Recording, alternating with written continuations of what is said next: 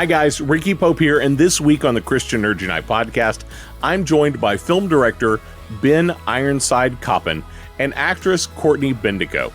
We talk about their recent film, Pastor's Kid, plus scripture and nerdy news, and we'll get to all of that right after this.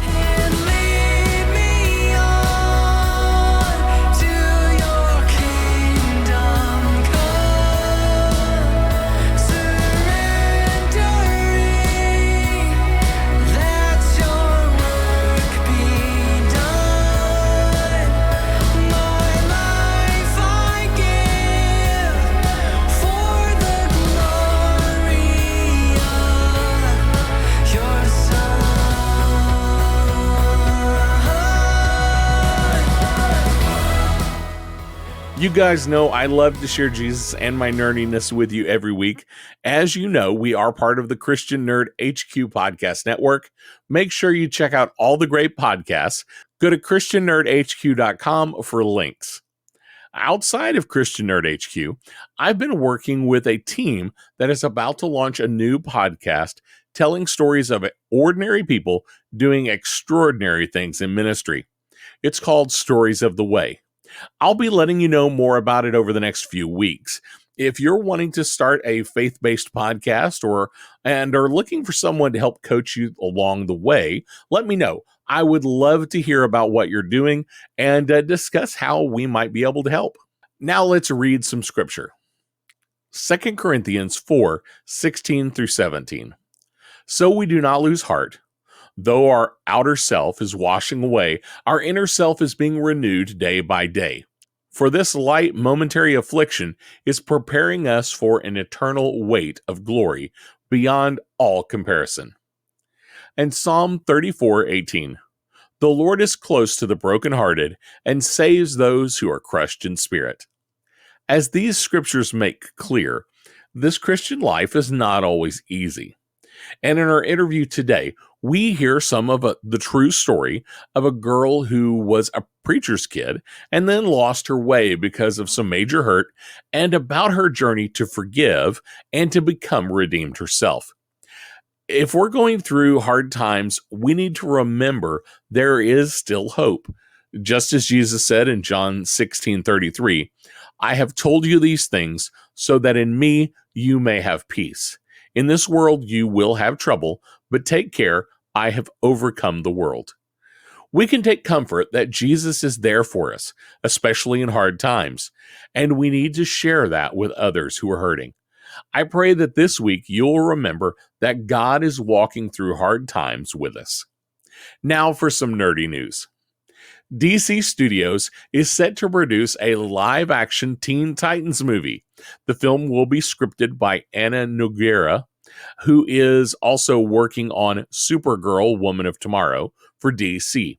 Introduced in the mid-1960s, the Teen Titans originally featured youthful sidekicks like Robin, Kid Flash, and Aqualad. It wasn't until their 1980s reboot by Marv Wolfman and George Perez, and that's where I actually picked up my first copy, that they surged in popularity with characters like Beast Boy, Cyborg, Raven, and Starfire. This reimagined team quickly became DC's top-selling comic. Currently, no date has been set, but we can expect this could be slated for either late 2025 or early 2026. Patty Jenkins' Star Wars Rogue Squadron might still take flight. Initially announced in late 2020, the film was removed from Disney's calendar in 2022, and Lucasfilm had halted its development. Following the cancellation of Wonder Woman 3 at Warner Brothers and DC Studios, Jenkins returned to developing the Rogue Squadron script. In a Talking Pictures podcast interview, Jenkins discusses reviving the project after concluding her Wonder Woman saga. Despite uncertainty, Jenkins expressed a strong desire to contribute to the Star Wars legacy, emphasizing the franchise's emotional impact and her eagerness to deliver a film that satisfies fans. Jenkins' involvement in Rogue Squadron is not yet officially confirmed, but she is actively working on the script and hopeful about the project's future. In our interview today, we talk with film director Ben Ironside Koppin and actress Courtney Bandeko. We talk about their recent film, Pastor's Kid. Now let's get right into our interview. Ben and Courtney, it is great to have you on the Christian Urge Unite podcast today. Dude, Hello. I love it. We're Thank excited. You for having us. I love talking to people in the film industry, and you guys have recently had a movie come out, and I believe it's in theaters today as of this recording. So hopefully when you listen to this, it's still in theaters and you can go see it. Let's start there. Ben, just give us a real brief explanation of, who you are and just really brief about the movie, and then Courtney, share with us a little bit about who you are and what part you played. Yeah, so awesome. Yeah, basically we have a film called Pastor's Kid that's in theaters March 15th is today when we're recording, and our main weekend is March 15th, 16th, and 17th. If that weekend goes great, like you were saying earlier, if butts are in the seats, then the film will get extended and keep going. So just keep an eye out for our film. We're in 38 theaters nationwide. And basically the film, I was working at a church for a little bit, and I filmed a testimony of a friend. And basically she just shared the story of basically being raised in a home with a mother who was an alcoholic.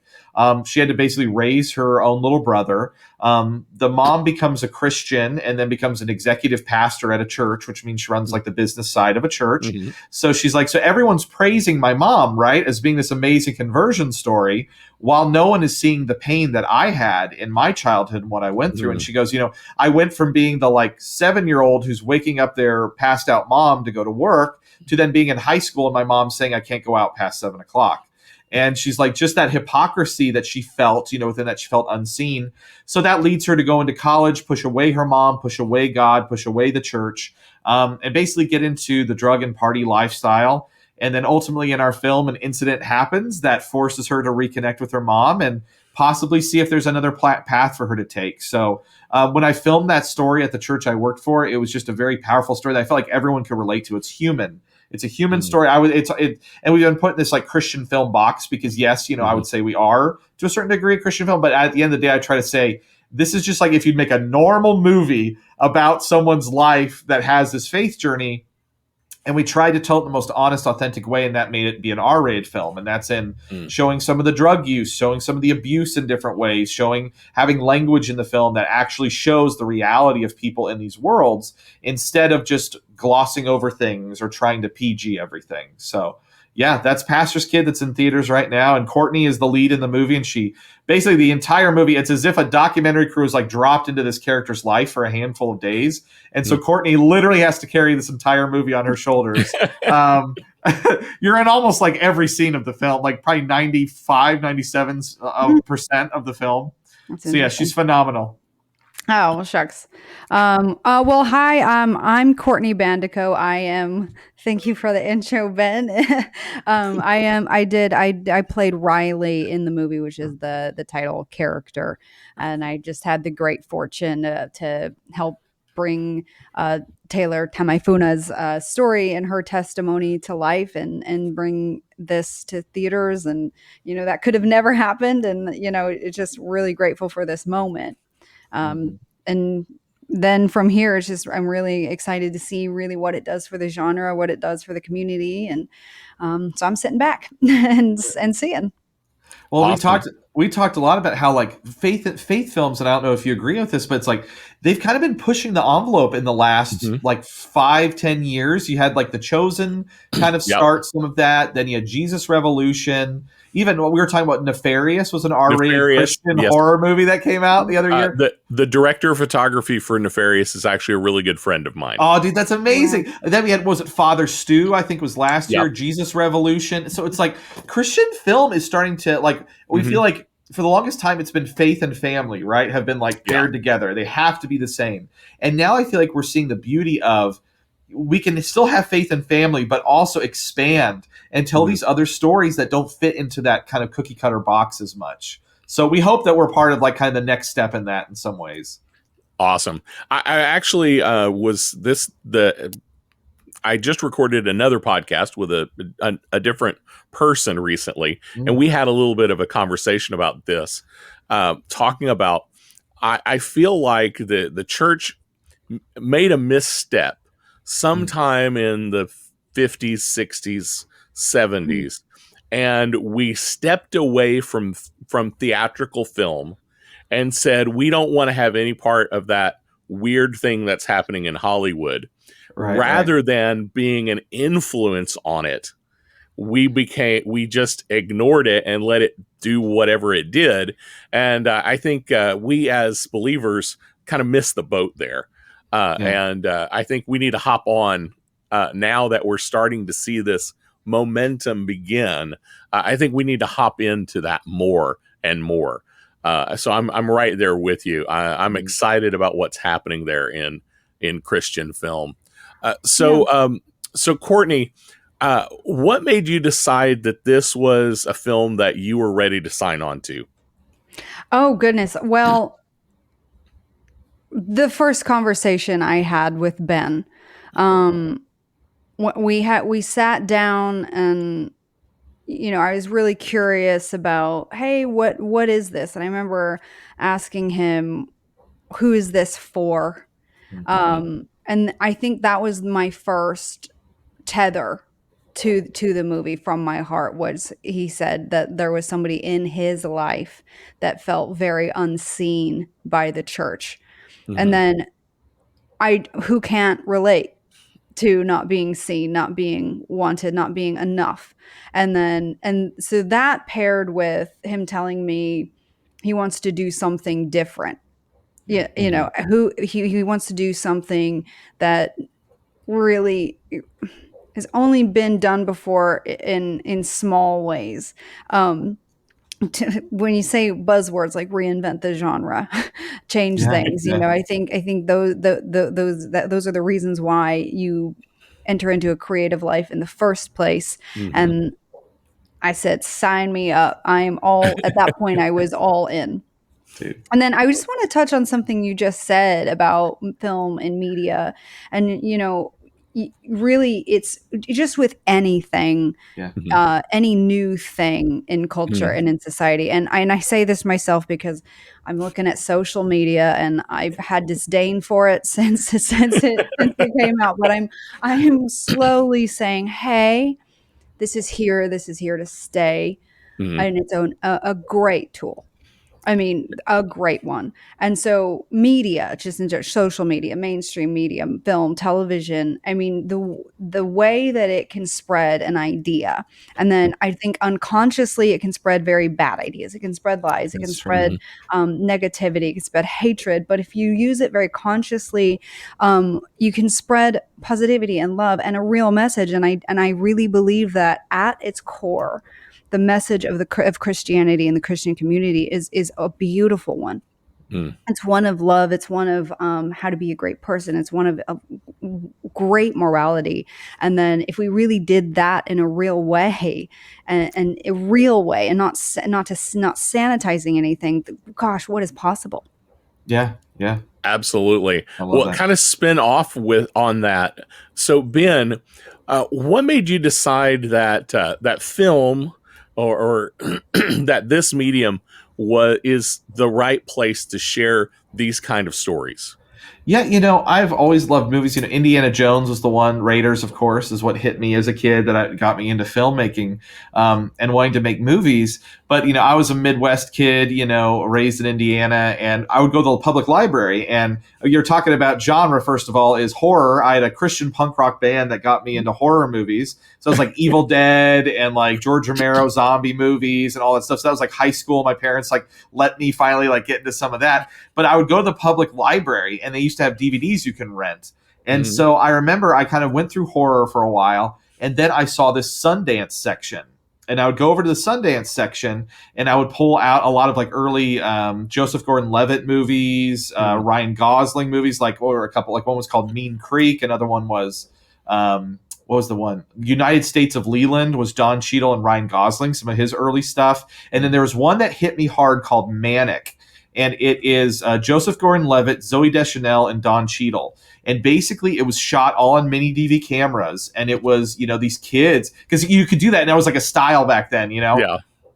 And it was shot documentary style, and it wasn't like a found footage, but it was just shot that way, handheld, raw. And it was basically these at-risk teens that all end up at this like teen center, that they're staying and living to try to get, therapy and work through, whether they're addicted to something or they, have depression or suicidal thoughts. And it completely broke traditional narrative, like what I knew of a movie, you know what I mean? Because it just felt so real. And when I saw that film, that has stuck with me ever since, where I'm like, how do we tell these types of stories and be able to integrate faith into it and have things feel real and authentic? And then my short time working at a church, I filmed over 200 of these testimonies, while working there. And you'd be like, that story would make an Oscar-worthy movie if told in a real way, and that one could. But the problem is we've created this Christian film box that things have to live in.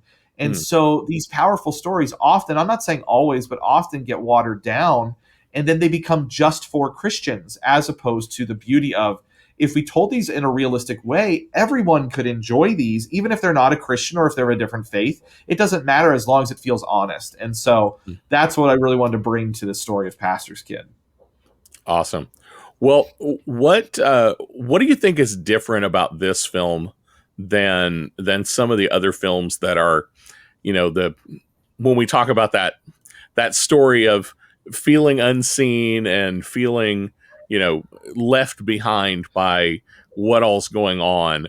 What do you think's different about this particular story about Pastor's Kid than maybe some other movies that are kind of that same idea? Yeah, I mean, I'll start, and then I'll let Courtney, if you want to jump in on one of them too. It's like, I would say we've been trying to kind of coin this term, Christian art house is the word that we've been kind of using, because our film, it's R-rated. We want people to know that going into it. The goal was not to glorify the darkness, but to show just the realities of what life is like within these worlds. Like I said, like our film is like a documentary crew just dropping into someone's life. So if you're expecting a plot to move everything forward or there to be these big moments, it's more so like we are living in this person's life as things in her everyday life are triggering things from her past, and she's having to deal with them. And we felt like that was more real. I always often make the joke that if we were a traditional Christian film, she would be like a drug addict in the beginning and saved by minute 15. And then the rest of the movie would be her like helping kids in another country or something. And our movie doesn't do that. Our movie is 90 minutes of her wrestling with, can I deal with some of these things? Can I handle my past? Do I want to open up the possibility of a relationship with God again? And I think that's something Courtney did so beautifully, is that every step of the way you're seeing God slowly break open her heart, and it's not rushed through how in like, I think a lot of faith films, they disregard the skeptic's voice in a way. So. Yeah. And, we touched on the genre earlier and, faith and family. And then our whole thesis was, can that faith and family just be one subsection of the umbrella term faith film?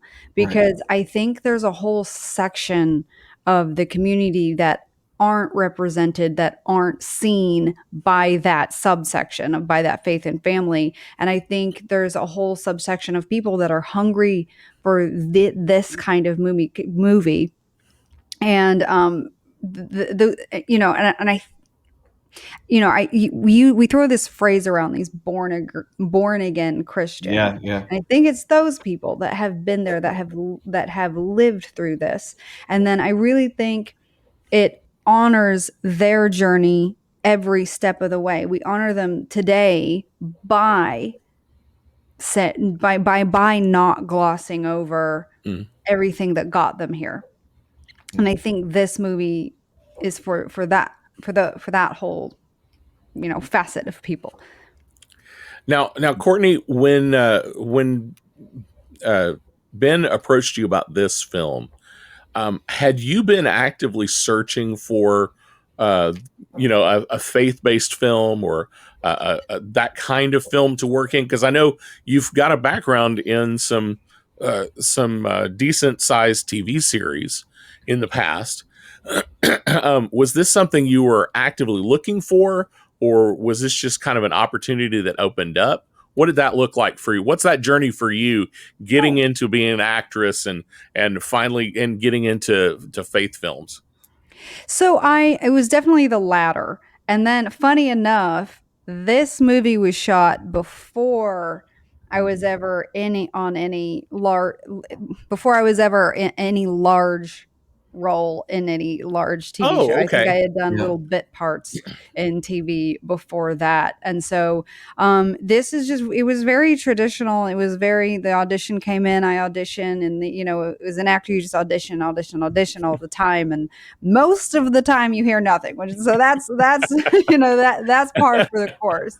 And then yes, the opportunity came in, they were actually interested, and then it's I think one of those opportunities that just kind of fell out of the sky, and something to or a real opportunity to make art, because sometimes I distinguish the two. They're the jobs you do to pay the bills, and those are, I call them commercial jobs, whether or not Yeah. they're theatrical film, The, TV jobs. the working actor job. Yeah, Yeah, yeah. absolutely. And Yeah. those are wonderful. I want those. Those are great. And then every now and then, on those sets, every now and then you can squeeze in your art, but those TV sets, they're a machine, and then you just want to be you're a cog in the machine until you're not. And then I feel like the A-listers, they're making art, and that's wonderful, and it's great, but up until you get to a certain point, you're a cog in the machine and just do your job, and that's wonderful. It's a great time. I've had great times, but then every now and then you get this opportunity where there's not a lot of there's not a lot of cooks in the kitchen, so then we can just get together with a very intimate group of people and just do something that means something to all of us, and then that's what this was. Yeah. Well, and I like to sit here and say, so you were going for, so I'm going to call you out, is she's in this great show called Legacies, and she plays this character Finch. So if you're a Legacies fan and you know Finch, she's Finch in Legacies, and she has kind of a little cult following now, which is pretty awesome. But I remember you were, like, I hope I can say this, you were auditioning for the role, and you're like, Ben, can I get some clips from Pastor's Kid to send over as I'm auditioning? And so to me, the honor is that our little Christian movie had such strong performances from you that you know what I mean, that led to you getting this kind of career break on this big show. And I've never heard of that before, because usually Christian movies are kind of, I'm going to be very careful. Maybe they're not known as being very artistic or having deep performances. I'll put it that way. Now, I'm not saying all, but I'm saying there are some. I'm just trying to be very coy with this. So it was very cool to see that the strength in your performance in this film kind of burst your career open in that way. I thought that was awesome. I was really stoked about that. So anyways, that goes to show, if you're looking at seeing a movie, whether you're Christian or not, her performance is amazing. So at least go for her performance, because she's incredible. Thank you. That's so funny that you in hindsight, looking at it like that, I've never really saying, like, in hindsight you can connect the dots, but moving forward, you're just sort of going into the dark. So it's just funny to say, like, oh, actually it did. Yeah, they did ask, because I auditioned, and then they did ask for more material. They wanted to see other things that I have done. And then I was like, oh my goodness, I have that movie I did. Yeah, send them that. And then, yeah, that is so, yeah, it's fun. It's funny to look at things in hindsight like that one thing led to the other, and crazy journey we're on, aren't we? Yep. It's awesome. Well, it sounds then, now that's something I didn't quite understand. So it sounds like this movie has taken a while to come to fruition. Yes. And I was not under that understanding. So Ben, talk to me a little bit about the process here. Now, I understand you shot an interview. You felt like this is a story that needed to be told. It could be a movie. What happened after that? How long did it take for you to be able to come up with the wherewithal to get it written, to get it produced, and now finally having a theatrical release? What's that all look like? I mean, it's been, what, 4 years, 4 or 5 year journey, kind of getting it going, something like that. Because basically, we had the concept, we wrote the script, we knew some people in the film industry, in the Christian film space. We knew quite a few people. So, and we're close to Hollywood, so we went up and took meetings, and we would pitch it. And every meeting was like, you need to PG it to sell tickets. You need to sell a book with it. It's the Christian film. Like, I don't want to badmouth it too much, but it's the Christian. And I'm not trying to badmouth it. It's just, like you said, even in television, how there's a machine.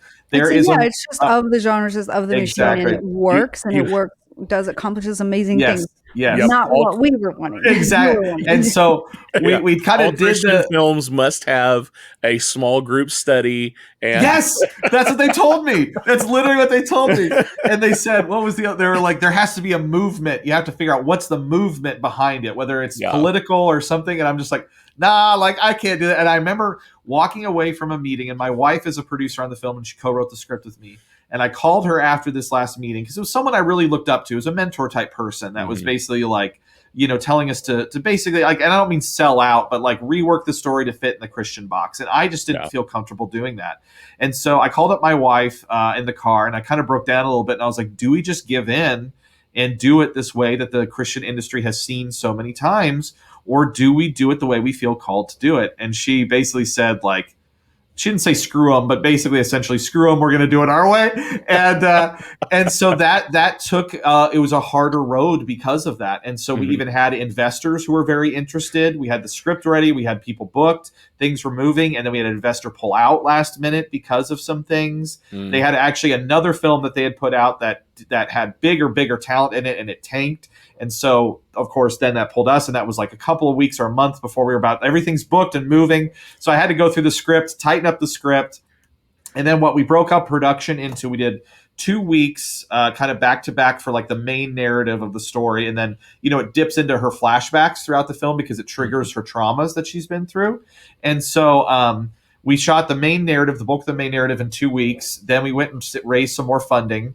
Came back and filmed the flashbacks for about another week and a half, so about 17 days total. Then we went through post and edited the movie. Audio was a mess, so we had to raise more funds to then go in and do the audio. And that, of course, was right when COVID had happened around that time. Oh. So then that pushes you like, 2 years, 2.5 at some point, because it's like, even I remember I was trying to get a sound mixer and they wouldn't let me in the room to like watch the film, a lot of places, even if you had everything done. And so, so I feel like it wasn't even until after COVID that we really got, or towards the end, that we got the sound in a good place. And so then we shopped it around, and here we are now. We have a theatrical distributor that's picked us up and put us out in 38 theaters nationwide. And we're just praying that it connects. And it's been really crazy to see, like, even little old ladies, like I just got a review today, like little old Midwest Christian ladies will go see the movie and they come out and they're raving about it, dude. It's not just like, oh, it was good. It's like, wow, this is mind-blowing and phenomenal. And that's been a thing that's been pushing us, is just seeing the reactions of people when they come in and have an open mind of like, I know why they did this. They're not trying to glorify this thing. They're just showing reality. And they're coming out, like the woman that just sent a review, she worked as a psychologist in New York for years with addicts, and was like, and she's just this little old Midwest Christian lady, and was raving about it. So that's what really pushed us, is when we started sending it out and getting reviews back, and people you either kind of loved it or hated it in a way, and not hated it because of the movie, but you just didn't agree with the content. That's where we're like, we've got to get this in theaters and be pushing it. So sorry for the long ramble, but hopefully that gives you a little bit of the trajectory of how it took us to get here. No, that's great. That helps me fill in some of the blanks. Oh yeah, I had misunderstood some things there. Yeah, I had a mentor one time when I was first in Hollywood. He said, "All movies are miracles." Yes. Everything that has to happen for a movie to reach an audience, it's a miracle. There's so many stories, especially indies. There's not a lot of money behind it. Any road could stop the movie. I know an AD that they were shooting. They were shooting in the desert when the production got shut down, and they never did. Like, you'll shoot the film, something like a bad sound, it can completely bankrupt a whole project, and then it'll be shelved. And then, and I've been I've been in a ton of indie films, and this is the only one That's how the theatrical run. You know, I've been in a couple that have done festival runs, which is a Mhm. very different game, but Yeah, absolutely. theatrical run never, Been like, there, this done is that. the first one. So yeah, so It's either crazy. like, you know, whatever it winds up doing, you know, I mean, even that's all enough. It's only up from here to hear that somebody, I mean, I can count like a handful now from the early reviews that, you know, Yeah. it has reached people, and, you know, Yeah. you hope for something like that, but then you're like, oh It's tough. wow, it's actually, wow, you know, that's completely enough for me, you know. Someone even sent, did you see they sent a video and they're watching the ending of the movie and they're crying as they're watching. You see tears Yeah. swell up in their eyes as they're watching the end of this film. And Mhm. you're just like, Mhm. something we've talked about is because even when we were sending the film around for early screenings, is we had a group of Midwest Christian conservative women watch it. Mhm. And what we've realized, and they gave it pretty decent high reviews because they knew what they were going into. And what we found is that they would say, I knew someone like this in college, or I went through Mhm. something like this in college. And so you have these women that feel like they have to maybe sanitize, or they can't share their whole story in these environments. And then when our movie shows, they feel like they can open up and share what their experiences were like. And on the flip side of that, we hope that people that have like deconstructed or have been burnt by the church can go into this movie and also see themselves and feel seen, Mhm. because we don't just negate or wash over like, oh, you felt that way, or oh, this happened to you. It's like Mhm. both can exist, where it's like your story can be beautiful that you went from darkness to light, but also feel seen that in that environment you were supposed to feel safe, you didn't. And so we just hope that that's, you know, people come out feeling seen on either side of the fence. So, where do you think the next stop for this film is? I mean, we're hitting the theatrical release right now. Where are you wanting to see it go? I mean, I would love to see it in more theaters for an extended period. Like we're March 15th. I think it's 2 weeks till Easter, I think is where we're Mm. at.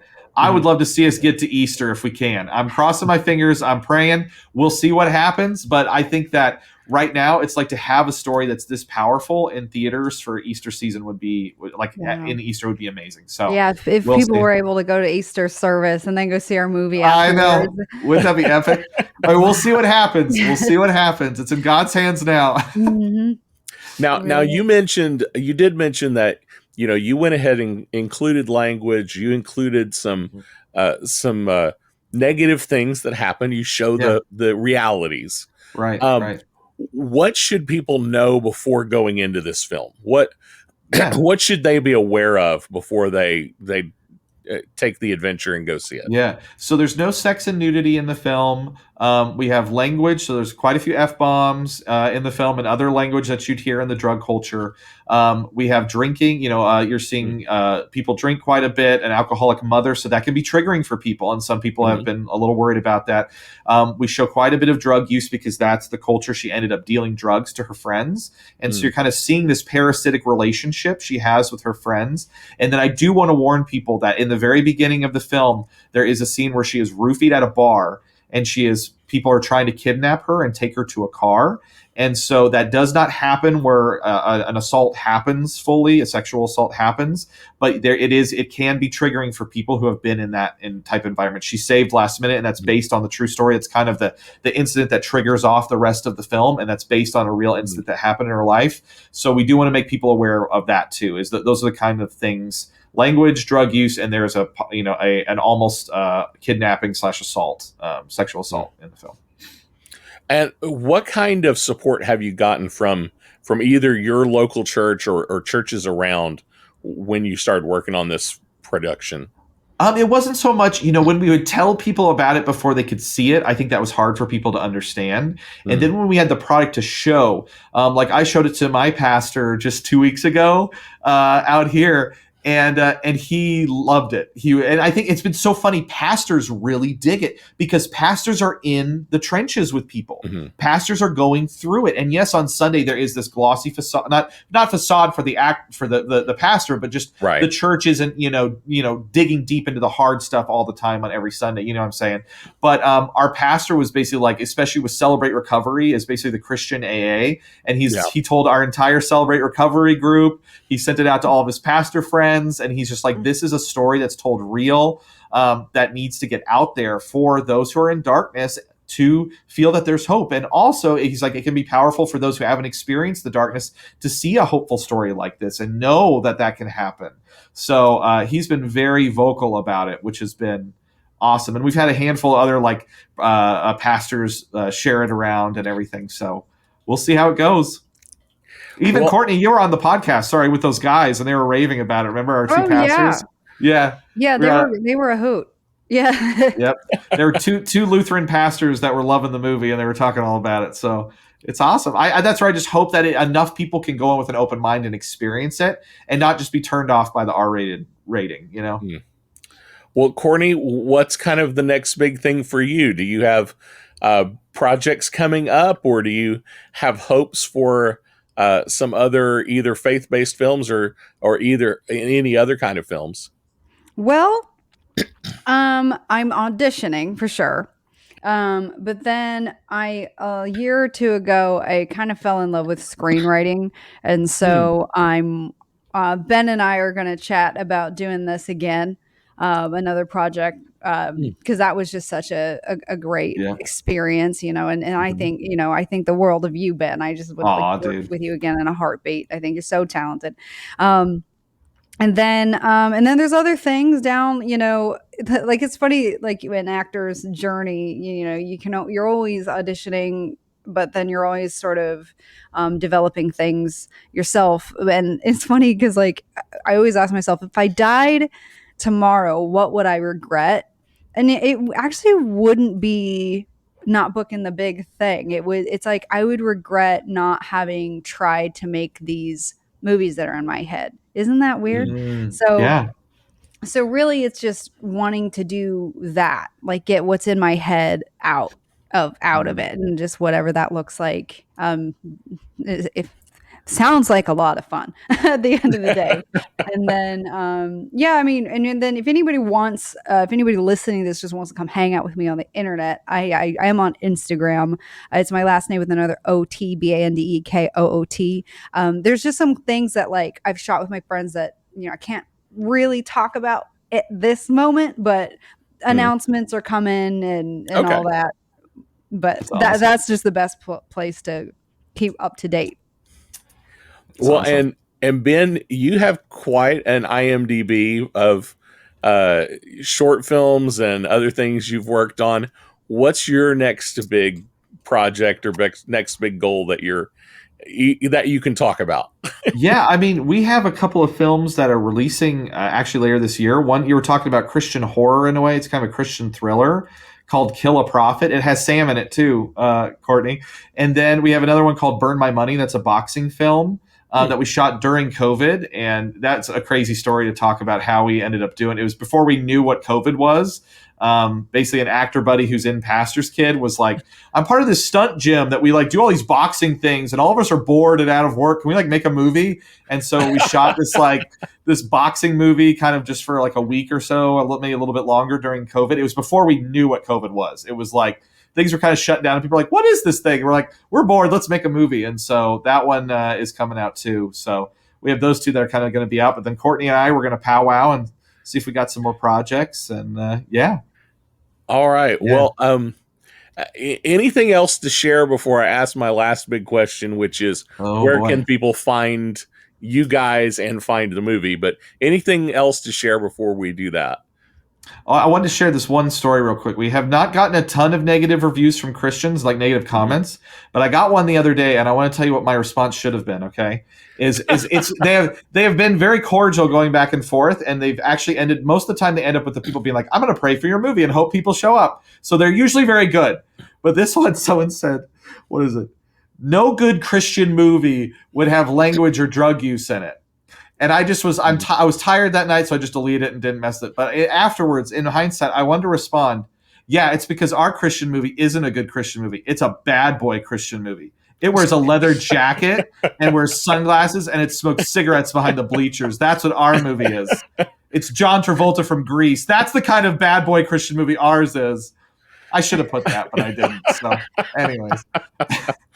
Oh Sorry, my gosh. sorry, just had to share that. Well, I We're live the in bad boy Christian. We're the movie. bad. We're smoking cigarettes behind the bleachers. Look at us. I live in the world of Christian social media and Christian nerd social media. Oh, So dude, I bet it's I great. Yeah. if I'm not called a heretic at least once a week, I feel like I'm not doing my job well. Have you ever gone to Comic-Con? Are you ever at Comic-Con?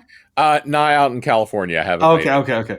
Yeah, I used to film it for the company that I worked for, and I went to they had like a whole Christian like group and panel and stuff, and we talked about they had like a whole Christian comics area too, and it was really cool to see all these nerds like get together and just talk about faith and all sorts of stuff. A lot of like what is it, Sandman, the comics that deal with like faith, but in the Neil Oh yeah. Gaiman. Yeah, anyways, a lot of stuff like that. It's like talking about these, faith being integrated in different things and discussed in different ways in culture. It was really cool. Awesome. Yeah, I love having those kind of conversations, and I love having people on that are in the industry doing things. So I've had a few artists for comic books come on, and I've That's had awesome. a couple of writers, and every once in a while I get a surprise and find out somebody is a believer that I wasn't aware of, and I try to get them on the show. So Who's the guy? He wrote. I'm gonna censor the name, but he wrote the comic Kick Butt. If you know what I'm saying, Kick Butt. oh yeah, yeah. He did one called I want to say it was called The Chosen or something like that, and it was about. Anyways, I don't get into the whole thing, but it was like the Antichrist being born and thinking he was Jesus, but then he finds out that he's like thinks he's the resurrection of Jesus, and then he finds out that he's actually Antichrist. And I think, anyways, I got that comic back in the day, and I think he's a Catholic. He's Catholic, and so he has a lot of like interesting faith stuff in his. And I think they actually turned it into a show on Netflix. But anyways, sorry. I can talk No. nerd culture stuff all day long too. So. Awesome. Anyways, Well, where can people find the movie, and then where can people follow each of you? yeah, so pastorskidthemovie.com is where all of our stuff is. So showtimes are up on Fandango for March 15th, 16th, and 17th, and hopefully beyond. Once that's done, we'll be up on Amazon and a whole bunch of other places for VOD, probably about 30 to 45 days after whenever our theatrical run ends. So we'll put that all on the site, so pastorskidthemovie.com. And yeah, I'm at Ironside Films on Instagram, so you can follow me there. And Oh yeah, I touched on it. I'm on Oh, yeah. Instagram Bandicoot.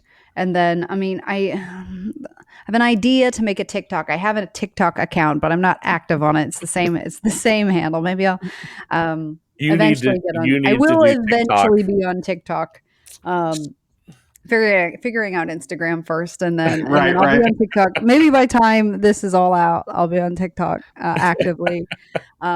And then I think on Pastor's Kid on the website, that's sort of the catch-all for any goings on about eventually if you can't make it out to the theater, that'll be where we're streaming and stuff.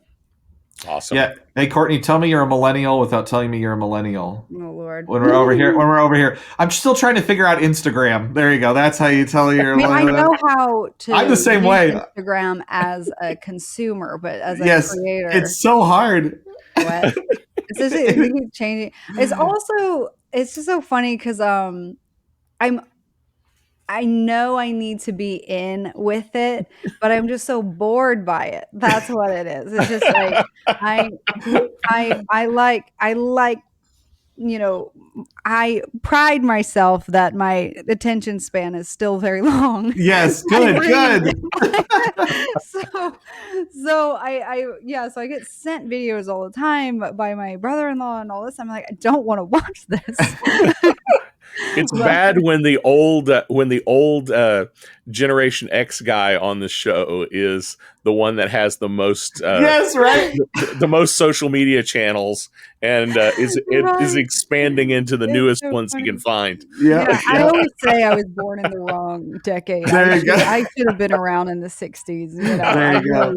Especially my music taste with everything. That's hilarious. That's amazing. With everything I exude, I was like, I should have been like 70s or even the 80s punk There rock you go. movement. I should have just been then. Yep.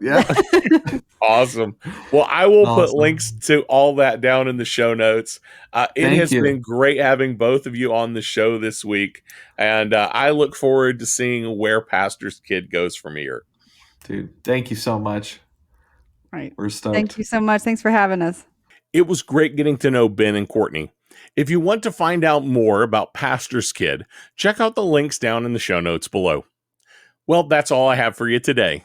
Before you go, I do want to leave you with this blessing from Hebrews 13.